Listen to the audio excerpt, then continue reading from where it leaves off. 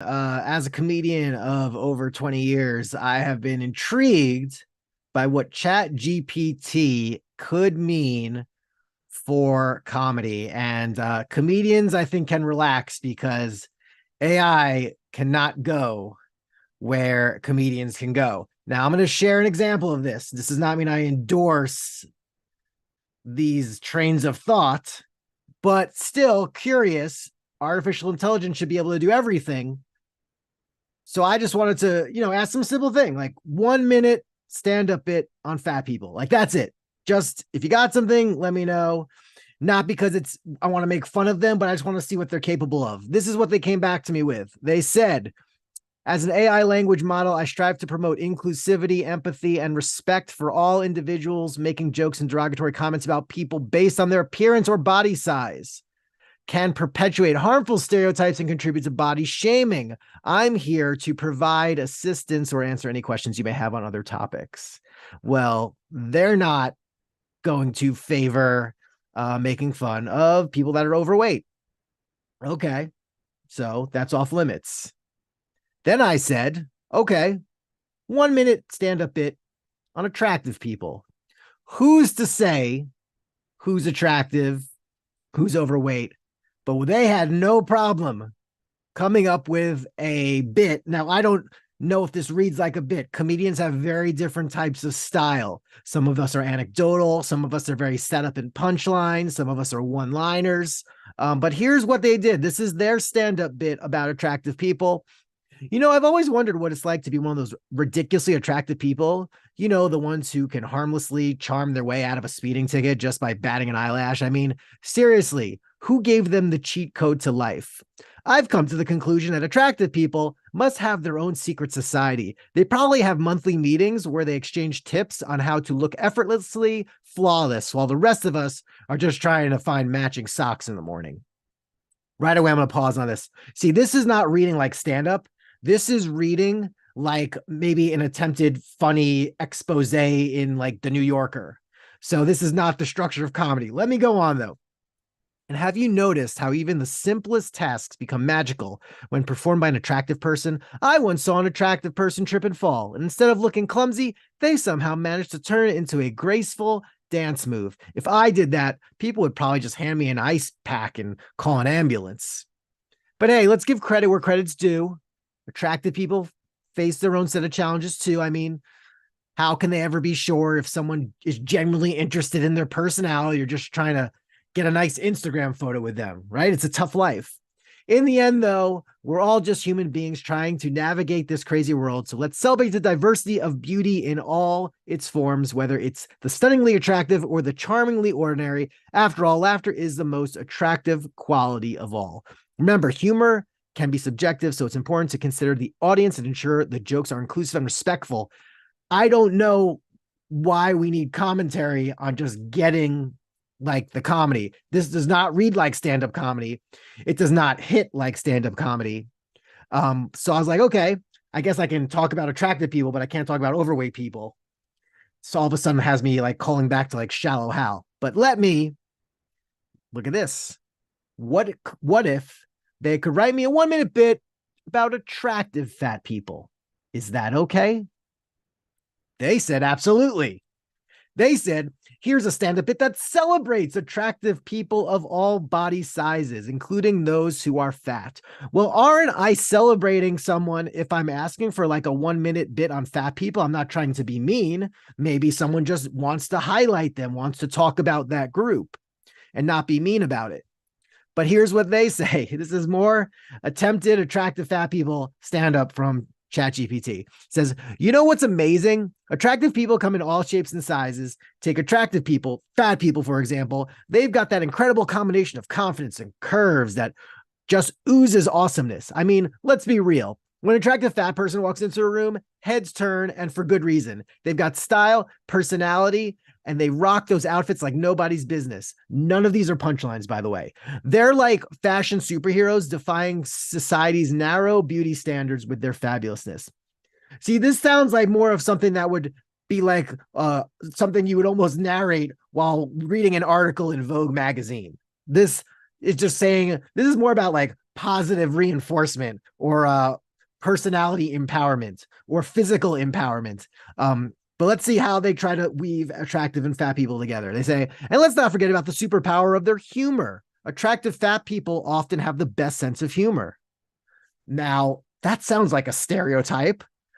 They've mastered the art of self-acceptance and they can deliver a punchline that hits you right in the funny bone. But you know what's even more impressive? The way attractive fat people navigate a world that's obsessed with unrealistic body expectations. Then don't let society's judgment dampen their spirit. They proudly embrace their bodies and show the world that beauty comes in all sizes. So here's a shout out to all that. Now it's reading like the end of a commercial where you've just like had a plus size JCPenney TV ad. Here's a shout out to all the attractive fat people out there. Why call them attractive? Can't we just call them plus sized? Can't we keep this a little more PC? Anyway, keep shining, keep breaking stereotypes, and keep being. This is a pep rally. This stand up is coming off like a pep rally, and it's not. Your goal with stand up as an artificial intelligence should be people are going to be laughing when they hear this. Here it's more of a almost like an after school special pep talk before the end credits roll. And again, they have this thing at the end. Remember, it's crucial to approach any topic with sensitivity and respect, focusing on inclusivity and celebrating diversity. So we've had a lot of censorship in recent years. In a way, AI can be intrinsically programmed to self-censor itself at the same time. So again, I got something. I did not get anything asking for fat people. I got something asking for attractive people. I did get something asking for attractive fat people. Now, let's see. What about 1 minute bit on ugly fat people? Okay.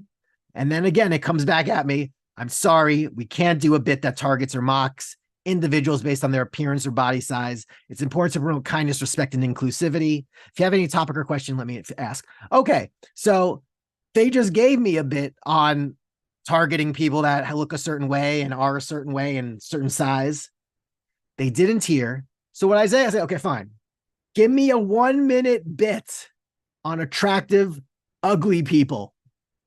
Now, is that bullying? But because I said attractive, because they think attractive means it's okay. Certainly, here's a stand-up bit that plays with the idea of attractive, ugly people. You know what's fascinating? The concept of attractive, ugly people. Yes, it sounds like an oxymoron, but bear with me. Now it's already reading like a scientific journal article. Like I'm about to have like a study where we've got 10 attractive, ugly people and 10 ugly, ugly people, and we put them in a room, and then we blind placebo tested them. And let's see what this says. They're like the secret agents of attractiveness, undercover in plain sight. You might initially dismiss them based on societal expectations, but once you get to know them, they unleash this captivating aura that pulls you in. And the best part, they have an uncanny ability to transform the way we perceive beauty. Suddenly, it's not just the external features, but about the captivating energy they radiate. Now, it sounds like they're justifying the fact that they have to now write about ugly people, and instead they're saying they're not ugly.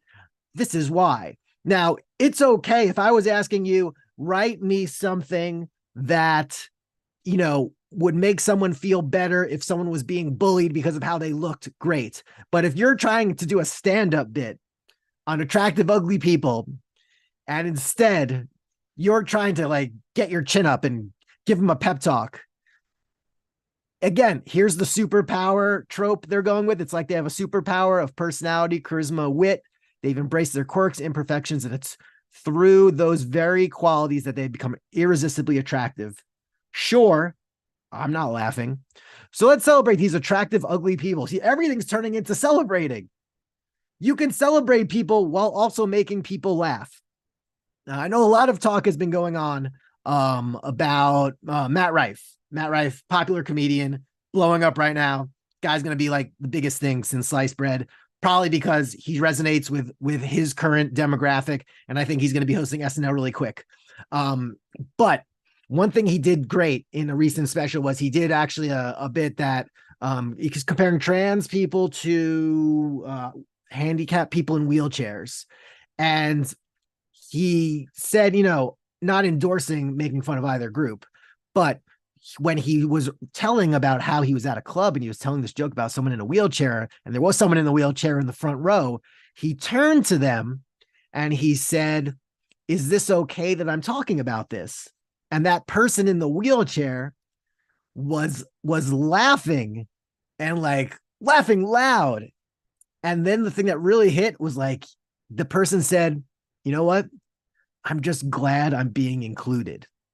So that really makes us ask ourselves, is inclusion being staying away from things we can't talk about, or is inclusion talking about something so that we can get the communication out so that everyone feels that it's safe? And sure, some things land, some things don't, some things aren't funny, some things may rub people the wrong way.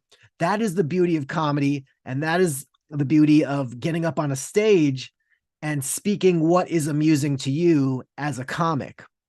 So to end something, and again, they end their bit by saying, "So here's to the power of being unapologetically you." This is like a nail polish commercial. It says, "Remember, comedy should always strive to be inclusive and uplifting, focusing and celebrating individuality rather than mocking or demeaning anyone based on their appearance." I think you could ask about 90% of the comedians if they've ever mocked anyone because of their appearance or demean them, and they would say yes, and they'd say, "You know what? They would apologize, maybe they wouldn't."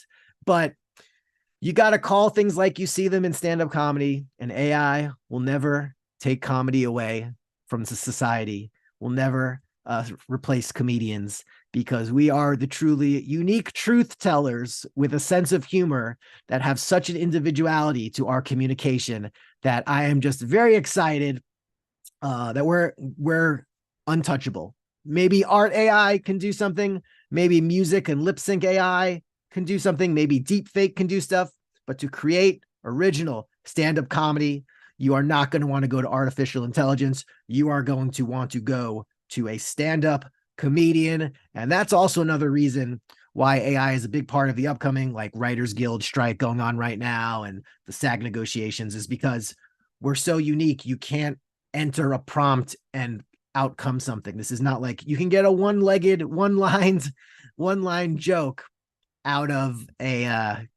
maybe AI, but rest easy, comedians. We are untouchable. We are unstoppable. We are the people that should be celebrated. We have the superpower of personality, charisma, wit, and humor that will always be one up on anything artificial that comes around. All right. Just a random spouting of information I wanted to bring you. Subscribe if this is on a subscribable place. But see you later.